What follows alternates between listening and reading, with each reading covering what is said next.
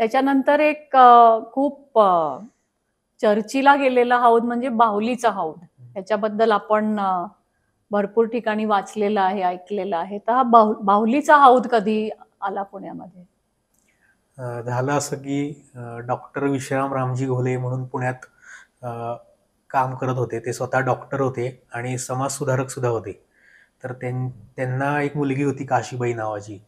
तर ते पुढारलेल्या विचारांचे होते घोले आणि त्यांना असं वाटलं की आपण आपल्या मुलीला शिकवूया, म्हणून त्यांनी मुलीला इंग्रजीमधनं शिक्षण द्यायला चालू केलं. तर तो काळ जर का आपण बघितला तर तो महिलांना शिक्षणासाठी अनुकूल असा काळ नव्हता. तेव्हा त्या गोष्टीला खूप विरोध झाला. अगदी घोल्यांच्या घरातनंच त्या गोष्टीला विरोध झाला.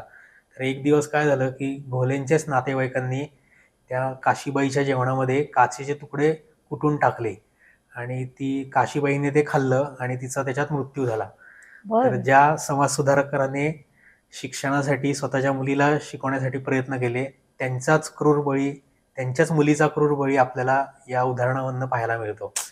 तर हं, हं, हं. त्याच्यानंतर काशीबाईच्या मृत्यूनंतर काही वर्षांनी घोलेंनी एक हौद बांधला आपल्या मुलीच्या स्मरणार्थ. तो बांधला होता आज जिथं दगडूशेठ गणपतीचा मंडप असतो गणेशोत्सवात, तिथं तो हौद होता. तो आज अस्तित्वात नाहीये. तर तिथं त्यांनी एक हौद बांधला होता आणि त्या हौदावर एक छोट्या मुलीचं शिल्प होतं. तिला कुरळे केस होते आणि तिच्या हातात एक कळशी असं शिल्प होतं. त्याला सगळेजण बाहुली म्हणायचे.